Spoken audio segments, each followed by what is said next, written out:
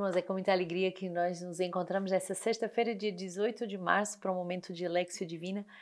Hoje, no nosso número 109 do Livro de Vida, vamos meditar a necessidade de um acompanhamento espiritual. É uma grande graça, é um carisma muito particular da nossa comunidade, então é com muita alegria que partilho com vocês esse número do nosso Livro de Vida. O acompanhamento espiritual é um caminho de crescimento humano e espiritual. E fomos feitos para crescer e avançar com Jesus, não somente no exterior, mas também no interior da nossa casa. O reino de Deus é um princípio de crescimento. Cada um pode constatar um desenvolvimento progressivo do reino de Deus em sua alma, e este conhecimento consiste em se deixar guiar pelo próprio Espírito Santo. Ele é o primeiro acompanhador, pai espiritual, é ele que você deve buscar quando estiver reunido com o seu acompanhador. Este último lhe ajudará a verificar o que vem do espírito e o que vem da carne. Juntos, em cada acompanhamento, convidemos o Espírito Santo. Onde 2 ou 3 estiverem reunidos em meu nome, ali estou no meio deles. Mateus 18, 20. Então você deve ter uma oração e uma disponibilidade ao Espírito Santo cada vez que você for viver um acompanhamento espiritual.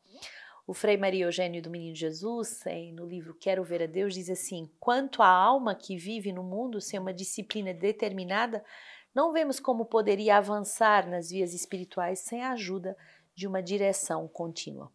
Mas no acompanhamento espiritual, o Espírito Santo tem necessidade de uma mediação humana, senão corremos o risco da ilusão espiritual. Você deve aprender a viver uma boa e verdadeira dependência a Deus e aos seus irmãos. A sua dependência a Deus se verifica pela sua dependência aos seus irmãos.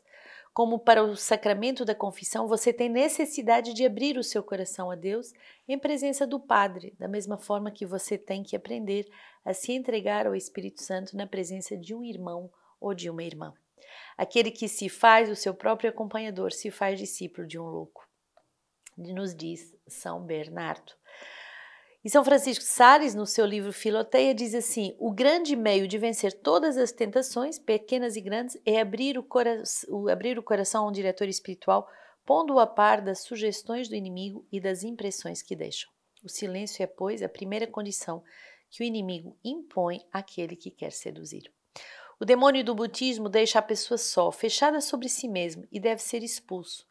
Sem a ajuda de um acompanhador, a sua vida espiritual pode cair facilmente, mais cedo ou mais tarde, no subjetivismo ou na ilusão religiosa. Creio que estou certo, diz Jorge Bermanos. Estou certo que muitos homens evitam sempre comprometer o seu ser integral, sua sinceridade profunda. Vivem à superfície de si mesmos, e o solo humano é tão rico que essa delgada camada superficial não basta para uma escassa colheita, que dá a ilusão de um verdadeiro destino. E para entrar na profundidade espiritual, crescer e caminhar na vida cristã e comunitária, sobretudo é necessário, primeiro, ser guiado no conhecimento de Deus, segundo, descobrir a cada dia o rosto do Senhor nas suas múltiplas facetas, não parando na sua visão limitada de Deus, que é muitas vezes bem estreita, e terceiro, alargar o seu coração. Então esse número 109 do nosso livro de vida é muito rico, é muito profundo, porque justamente vai nos mostrar que todos nós, sem exceção, temos necessidade de um acompanhamento espiritual. O acompanhamento espiritual é a graça ligada ao crescimento humano, quer dizer que somos feitos para continuamente crescer, amadurecer, avançar, progredir, e quando estamos estagnados na vida espiritual, recuamos. Então, o acompanhador é aquele que vai treinar a minha alma nesse crescimento, ele vai acompanhar esse crescimento como o reino de Deus, né? Que começa sempre pequenininho e depois vai crescendo como essa grande árvore. Quem deve conduzir o acompanhamento espiritual? Claro que é o Espírito Santo. O Espírito Santo vai conduzir aquele momento de acompanhamento, vai conduzir o próprio acompanhador, vai conduzir o acompanhado. Então é o Espírito Santo que é o primeiro que deve ser convidado para esse momento. Ele é o primeiro acompanhador, ele é o nosso pai espiritual, é ele que vai verdadeiramente guiar todo esse momento de acompanhamento espiritual. E depois temos a certeza que quando nos reunimos em nome do Senhor, Ele está verdadeiramente no meio de nós. Se não vivermos a graça do acompanhamento espiritual, podemos muito facilmente cair na ilusão espiritual, que é um risco muito grande, a pessoa achar que Deus lhe disse, Deus pede, Deus fala, mas com quem é que eu verifico se verdadeiramente aquilo que eu tenho no meu coração é inspirado por Deus? Então, o acompanhador vai ajudar a pessoa a ter uma disciplina, a ter uma estrutura para que ela possa fazer progressos. Se não tivermos essa disciplina, vamos fazer como São Bernardo nos diz, vamos nos tornar seguidores de um louco, porque se eu sou o meu próprio acompanhador, uma vez eu quero uma coisa, outra vez eu quero outra, eu vou estar disperso, guiado pelas minhas próprias flutuações e mudanças.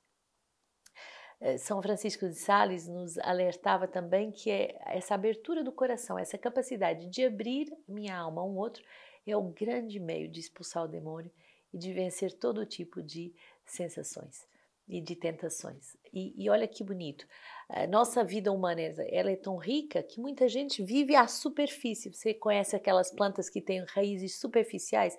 Elas sobrevivem, mas elas não se tornarão uma árvore profunda e frondosa.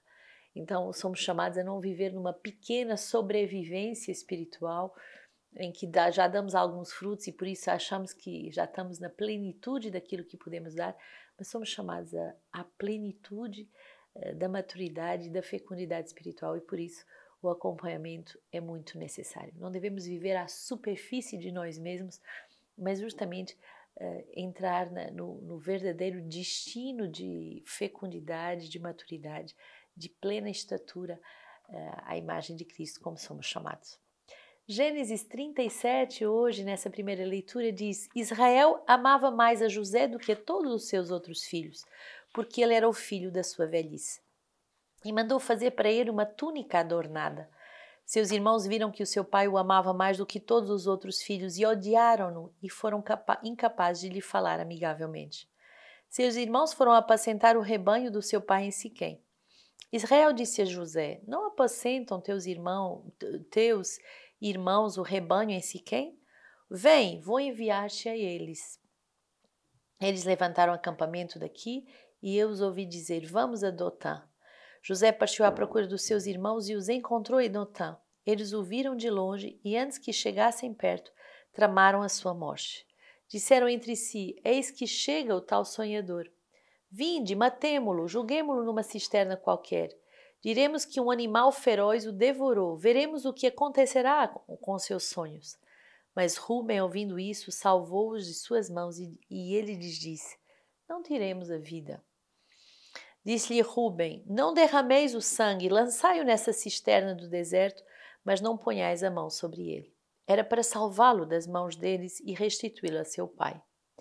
Assim, quando José chegou junto deles, despojaram-no da sua túnica, a túnica adornada que ele vestia.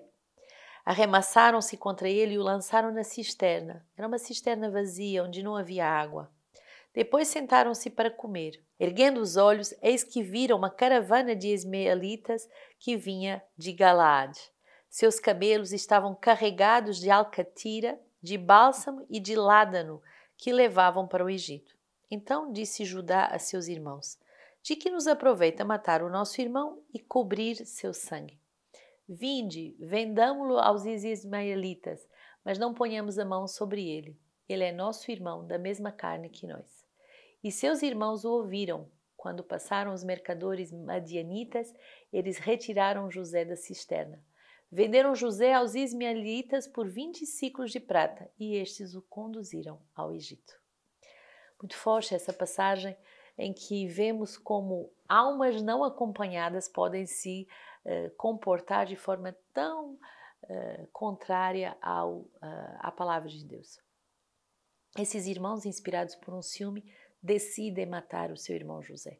Decidem lançá-lo numa cisterna, inspirados até por um irmão que o queria salvar, mas decidem deixar-se vencer pelo ciúme, pela a falta de amor fraterno, o desejo de serem os preferidos, os prediletos do seu pai, e tem um comportamento contrário à palavra de Deus, ao ponto de quererem vender não só jogar o seu irmão na cisterna, mas também de querer vender eles aos mercadores medianitas. E venderam então o seu irmão e esse seu irmão foi conduzido ao Egito. Almas não bem direcionadas podem se deixar desencaminhar e cometer atos atrozes. Nós temos visto agora nessa guerra da Ucrânia como pode ser tão louca essa condução dessa guerra tão devastadora, tão atroz, tão cega, que atinge tantos e tantos civis, crianças, pessoas indefesas. Então, vemos que almas não acompanhadas espiritualmente podem se deixar conduzir por paixões destruidoras. Salmo 104, ele chamou a fome sobre a terra e cortou todo o bastão de pão. Ele enviou um homem à sua frente, José, vendido como escravo. Afligiram seus pés com grilhões e puseram-lhe com ferros no pescoço, até que se cumpriu sua predição e a palavra do Senhor o justificou.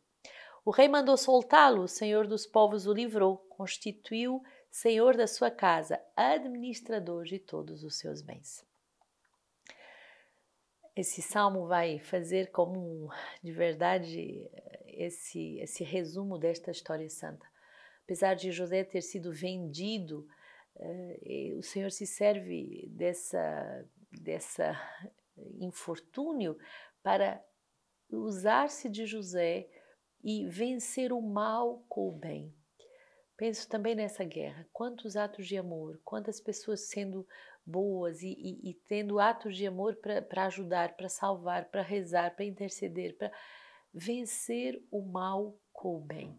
José vai ser instrumento de salvação para os seus irmãos, porque nesse tempo de grande fome, ele vai constituí-lo administrador de todos os seus bens e graças a ele os seus irmãos não vão morrer de fome.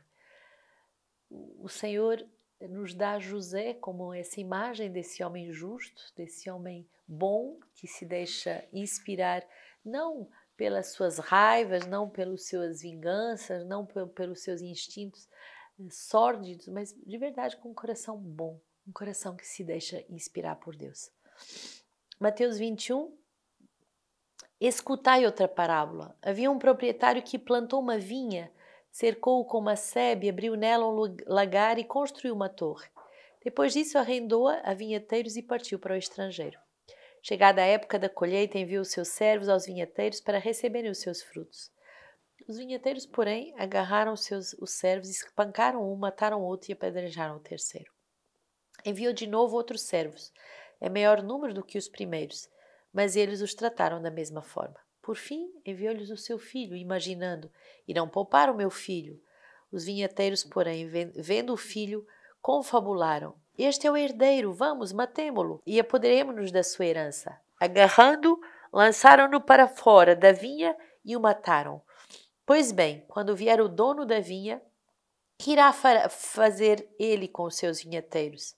Responderam-lhe, certamente destruirá de maneira terrível esses infames e arrendará a vinha a outros vinhateiros que entregarão o fruto no tempo devido. Disse-lhes então Jesus, nunca leste nas Escrituras, a pedra que os construtores rejeitaram tornou-se pedra angular? Pelo Senhor foi feito isso e é maravilha aos nossos olhos? Por isso eu vos afirmo que o reino de Deus vos será tirado e confiado a um povo que produza frutos. Por isso, os chefes dos sacerdotes e os fariseus, ouvindo as suas parábolas, perceberam que se referia a eles e procuravam prendê-lo, mas com medo das multidões, pois elas o consideravam um profeta.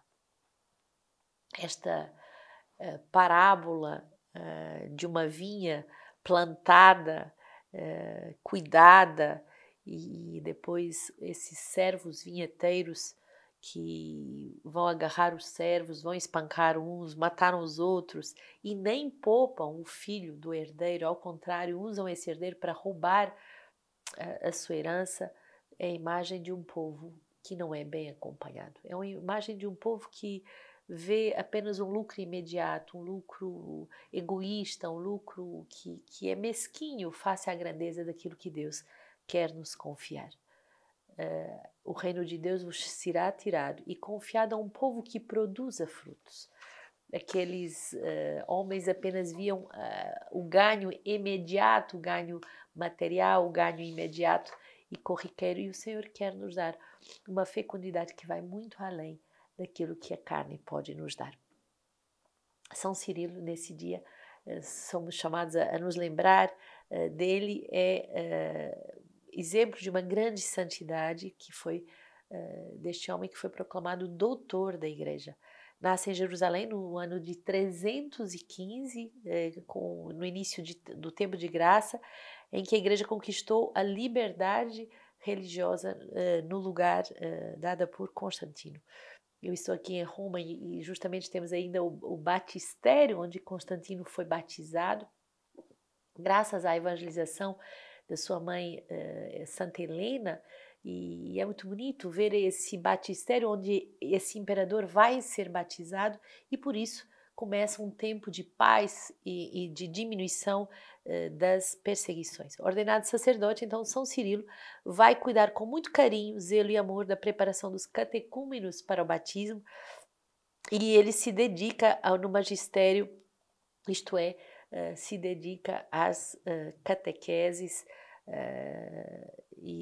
sobre a Sagrada Escritura, sobre a Eucaristia. E ele afirma: sob a forma de pão é o corpo que te é dado, e sobre a forma de vinho o sangue. De tal maneira que receberes o corpo e o sangue de Cristo, te transformas com ele num só corpo e num só sangue.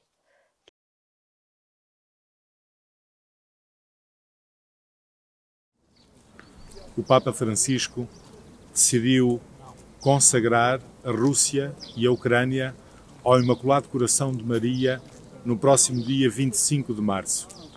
Este é um ato cheio de significado nestes tempos conturbados que vivemos. Este é um ato profundamente ligado a Fátima e à sua mensagem.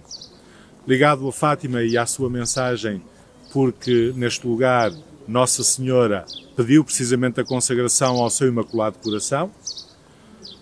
Um ato ligado a Fátima porque este é um lugar profundamente unido ao Santo Padre, e este é um ato do Santo Padre, é a vontade expressa do Papa Francisco, mas uma ligação a Fátima ainda porque este é lugar de paz, lugar onde diariamente se reza pela paz. Este ato de consagração pretende nestes tempos ser uma prece pela paz no mundo e concretamente pela paz na Ucrânia. E por isso, aqui no Santuário de Fátima, preparamos-nos desde já para este tão importante ato de consagração que o Santo Padre fará em Roma, enviando também um seu legado para o fazer aqui na Capelinha das Aparições.